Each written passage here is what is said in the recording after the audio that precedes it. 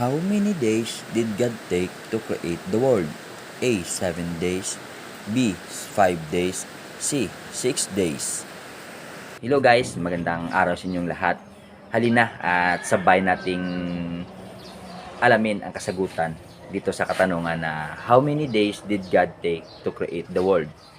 A. 7 days. B. 5 days. C. 6 days.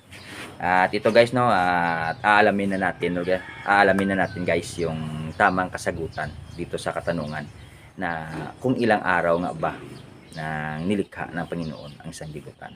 Ito guys ay makikita natin sa Genesis chapter 1 verse 31. Ito guys, babasahin natin no, at para malaman na natin. And God saw everything that he had made, and behold, it was very good. And the evening and the morning were the sixth day. Yun guys no, yung tamang kasagutan sa ating katanungan ay 6 days na natapos ng Panginoon na likhain itong sanlibutan. Kaya guys no, laging tatandaan na naiiba ang mayroong kaalaman. Kaya guys, maraming salamat sa pakikinig. God bless everyone.